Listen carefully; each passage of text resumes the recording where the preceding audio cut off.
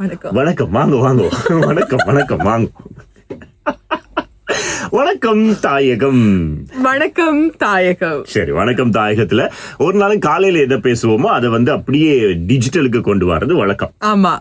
சரி, இன்னைக்கு என்ன விஷயங்கள் கிடைச்சிருக்குன்னு பாத்தீங்கன்னு சொன்னா, இலங்கையை பொறுத்த வரைக்கும் மிக முக்கியமாக நாங்க எங்களுடைய சக்தி கலையகம் அமையப்பெற்றிருக்கக்கூடிய இடங்கள்ல தண்ணி கட்டுன்னு சொல்றாங்க.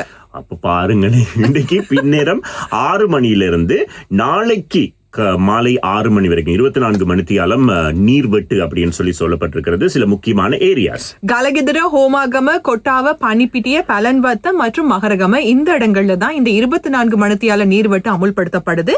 நாங்க சொன்ன இந்த இடங்கள்ல கான அநேகமான தமிழ் பேசக்கூடியவங்க இருக்கிறாங்க. இப்ப மகரகம பக்கம்லாம் நீங்க ஷாப்பிங்காக போனீங்கன்னா சின்ன குட்டி அந்த ட்ரெஸ் கடைகள்லாம் இருக்கு இல்லையா, அங்க நிறைய பேர் நாங்க மீட் பண்ணி பேசியிருக்கிறோம். மலையக பகுதியிலிருந்து வந்து வேலை செய்யக்கூடிய பல பேர் இருக்காங்க.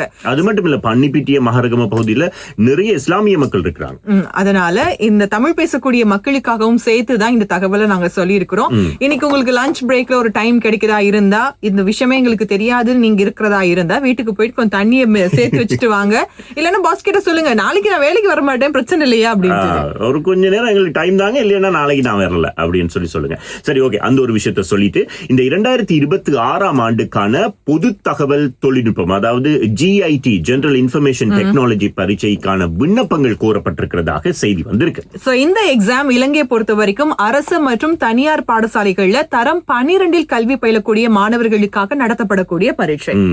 இந்த பரீட்சைக்கான விண்ணப்பங்களை இந்த 2026 ஜூன் மாதம் 22ஆம் திகதியிலிருந்து ஜூலை மாதம் 16ஆம் திகதிக்கான அந்த காலத்துக்குள்ள நீங்க விண்ணப்பிக்கலாம் அப்படின்ற ஒரு விஷயம் அறிவிக்கப்பட்டிருக்கு. அதுவும் இது நீங்க விண்ணப்பிக்கலாம் அப்படின்னு நம்ம சொல்லும் போது கானா, பாடசாலை மாணவர்கள் தனிப்பட்ட ரீதியில விண்ணப்பிக்கிறதுக்கு அனுமதி கிடையாது. பாடசாலையில படிக்கக்கூடிய மாணவர்கள் அவங்க ஸ்கூல் பிரின்சிபல்ஸ் இருக்காங்க இல்லையா, அவங்க மூலமாக தான் நீங்க விண்ணப்பிக்கணும். அதுலயும் மிக முக்கியமாக இலங்கை பரீட்சைகள் திணைக்களத்தினுடைய உத்தியோகபூர்வ இணையதளம் www.doenets.lk அல்லது www.onlineexams.gov.lk இந்த வெப்சைட் மூலமா மட்டும்தான் அப்ளிகேஷன்ஸ் நீங்க சப்மிட் பண்ண முடியும். சரியா? தனிப்பட்ட பாடசாலைகள் நீங்க விண்ணப்பிக்கிறதாக இருந்தால் நீங்க அவங்களுடைய வெப்சைட்டுக்குள்ள போயிட்டு யூஸ் நேம் பாஸ்வேர்டு டைப் பண்ணி அனுப்பி வைக்கலாம் அப்படின்னு சொல்லி அறிவிச்சிருக்காங்க. சோ இதுல இங்க ஆன்லைன்ல அப்ளிகேஷன் சப்மிட் பண்ணதுக்கு பிறகு ஒரு பிரிண்டட் காப்பி எடுத்து வச்சுக்குங்க. அது சேஃபா பாத்துக்குங்க. 2026ஆம் ஆண்டுல தரம் 12 கல்வி பயின்று 2027ஆம் ஆண்டுல முதல் முறையாக கல்வி பொதுத்தராதர உயர்தர பரீட்சைக்கு தோற்றவிருக்கக்கூடிய மாணவர்கள் மட்டும்தான் இந்த எக்ஸாமுக்காக அப்ளை பண்ண முடியும். சரியா? அந்த ஒரு விஷயத்தையும் நீங்க கவனமா பார்த்துக்கொள்ளுங்க. இது சம்பந்தமா உங்களுக்கு ஏதாவது டவுட்ஸ் இருக்கிறதா இருந்தா 1911 அப்படிங்கிற நம்பருக்கு போன் பண்ணி டீடைல்ஸ் எடுத்துக்கலாம். அடுத்த முக்கியமான விஷயம் என்ன அப்படின்னு பாக்குற நேரத்தில் இந்த ஆட்களை பதிவு செய்கின்ற சட்டத்தின்படி உங்களுடைய தேசிய அடையாள அட்டை விவரங்களை புதுப்பிக்கிறதுக்கும் சரி பார்க்கறதுக்கும் ஆட்களை பதிவு செய்யற திணைக்களம் இப்போ உத்தியோகபூர்வமாக அழைப்பு விடுக்கிறது அப்படின்னு சொல்லி ஒரு செய்தி ஒன்று வருது.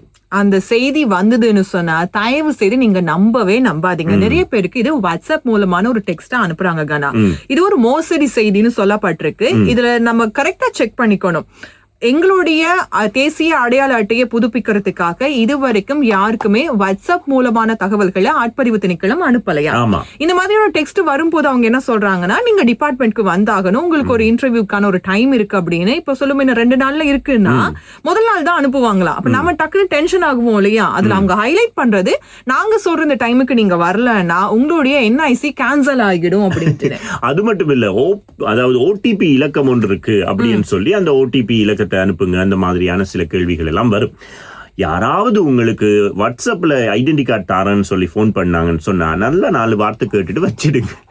ரொம்ப அலர்ட்டா இருங்க. அதுவும் வயசானவங்களை தான் டார்கெட் பண்றாங்க. ஏன்னா நம்ம வீட்டுல இருக்க பெரியவங்களுக்கு தெரியும் இல்லையா, இன்னைக்கு வரைக்கும் NIC இல்லாம நம்ம வெளியில போறது கிடையாது. NIC இல்லைன்னா நமக்கு எதுவுமே ஆகாது. நிறைய என்ன சொல்றது, அபிஷியல் டாக்குமெண்ட்ஸ் எல்லாமே நம்ம சப்மிட் பண்ணும் போது மெயினான டாக்குமெண்டா ஸ்ரீலங்கா பொறுத்த வரைக்கும் நம்ம NIC தான் நம்ம சப்மிட் பண்றோம்.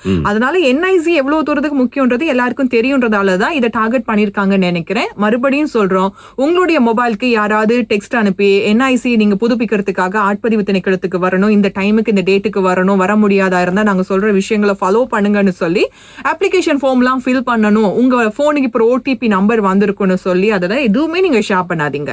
அந்த OTP நம்பரை மட்டும் கொடுத்துட்டீங்கன்னா உங்க பேங்க்ல இருக்கக்கூடிய காசு இன்னொரு அக்கௌண்ட்க்கு போயிடும். அதனால ரொம்ப ரொம்ப கவனமா இருந்து கொள்ளுங்க. சரியா? அதே நேரத்துல இன்னொரு விஷயம் நாங்க எங்களுடைய நேர்களுக்கு ஞாபகப்படுத்தலாம் அப்படின்னு இருக்கிறோம். என்ன விஷயம்?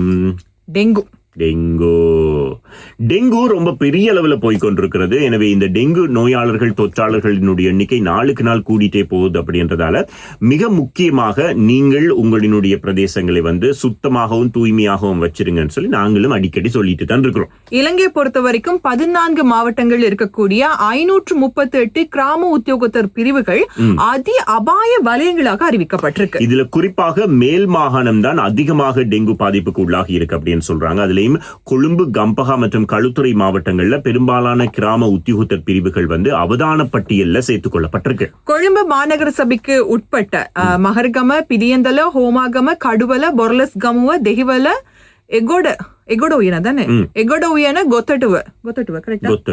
இந்த பகுதிகள் அதிகமான ஆபத்து, அதாவது டெங்கு நோய் பரவக்கூடிய ஆபத்து அதிகமாக இருக்கக்கூடிய பிரதேசங்களாக அடையாளம் காணப்பட்டிருக்கு. கம்பஹா மாவட்டத்தை பொறுத்தவரையில் அத்தனகல்ல, சீதுவ, கலனி, ராகம, மினுவாங்கோட, நீர்கொழும்பு, பியகம, வத்தல, கட்டான மற்றும் மகர இந்த மாதிரியான பகுதிகளிலும் அதிக அபாயம் உள்ள பகுதிகள் அப்படின்னு சொல்லி அறிவிக்கப்பட்டிருக்கு. களுத்துறை மாவட்டத்தை பொறுத்த வரைக்கும் பண்டாரகம, ஹொரண, இங்கிரிய, மத்துகம, பானந்துர, வாத்துவ, களுத்துறை மற்றும் பயாகல பகுதிகளும் டெங்கு அபாயம் அதிகம் இருக்கக்கூடிய வலயமாக அறிவிக்கப்பட்டிருக்கு. இது தவிர காலி, ஹம்பாந்தோட்டை, மாத்தறை, கண்டி, மாத்தளை, ரத்தினபுரி, கேகாலை, குருநாகல், புத்தளம், பதுளை மற்றும் மட்டக்களப்பு மாவட்டங்களும் இந்த அதிக டெங்கு பரவும் இடங்களாக அடையாளப்படுத்தப்பட்டிருக்கு. சோ இந்த காலகட்டத்தை பொறுத்த வரைக்கும் நம்ம அத்தனை பேருமே ரொம்ப ரொம்ப அவதானத்தோடு செயல்பட வேண்டிய ஒரு காலகட்டம். மிக முக்கியமாக இலங்கையில அநேகமான அரசு மற்றும் அரசு சார்பற்ற நிறுவனங்கள், பாடசாலைகள், ஆலய வளாகங்கள் இதுல எல்லாத்துலயுமே ஃபுல் அண்ட் ஃபுல் கிளீனிங் ப்ராசஸுக்குள்ள இறங்கி இருக்கிறாங்க. இந்த சுத்தப்படுத்தக்கூடிய நடவடிக்கைக்கு பொதுமக்களாகிய நாம அத்தனை பேருமே சப்போர்ட் பண்ணியே ஆகணும். கட்டாயம். அதே நேரத்தில் இன்று நாளை மறுதினம் இந்த 3 தினங்களுமே அதிகமாக வருவாங்க, சுத்தப்படுத்த சொல்லுவாங்க. வீடுகள் பூட்டி இருந்தா வீட்டை உடைச்சு உள்ளுக்கு சொல்லிட்டு போவாங்க. அதனால இந்த மாதிரி வேலைகள் செய்யாதீங்க. வந்தாங்கன்னு சொன்னா அவங்கள கூப்பிட்டு உள்ளுக்கெல்லாம் பார்த்தீங்கன்னா சில விஷயங்கள் நாங்க கவனிக்காம இருந்திருக்கோம். அவங்க சுட்டி காட்டும் வரைக்கும் எங்களுக்கு கூட தெரியாமல் இருந்திருக்கும். அதனால அவதானமாக இருந்து கொள்ளுங்க. இப்ப இது மழைக்காலம் அப்படிங்கறதால டெங்கு நுளம்பினுடைய பெருக்கம் அதிகமா இருக்கும். வீட்டை சுத்தி வீட்டுக்குள்ள தண்ணி தேங்காம பாத்துக்குங்க, அசுத்தமான நீர் இல்லாம பாத்துக்குங்க. எப்பவும் போலதான் நம்ம சின்ன வயசுல இருந்து படிச்சிருக்கோம், இந்த யோகர்ட் கப்ஸ் இல்லைன்னா பிளாஸ்டிக் கப்ஸ், பாட்டில்ஸ் இது எல்லாத்துலயுமே தண்ணி தேங்காம கிளீனா இருக்கணும்னு இதுல இன்னொரு அவேர்னஸும் கொடுத்துடணுங்கன்னா, இப்ப டெங்கு இன்ஸ்பெக்ஷனுக்காக வாராங்க அப்படின்னு நம்ம கேள்விப்பட்டதுமே நம்ம வீட்டுக்குள்ள விடுறதுக்கு முன்னுக்கு அவங்க நிஜமாவே அந்த அதிகாரிகள் தானா, இதுக்காக தான் வந்திருக்காங்களா, வீட்டுல யாரு இருக்காங்க, எப்படியாப்பட்டவங்க இருக்காங்க, எப்படியாப்பட்டவங்க வாராங்க அப்படிங்கறதையும் ரொம்ப கவனிச்சு அதுக்கு பிறகு வீட்டுக்குள்ள அவங்களை அனுமதிங்க. அந்த ஒரு விஷயம் இருக்கு, பாத்துக்கொள்ளுங்க. ஓகே, சரி. எனவே ரொம்ப அவதானமாக இருங்க, பாதுகாப்பாக இருங்க. நாளைக்கு மீண்டும் சந்திக்கலாம். வணக்கம்.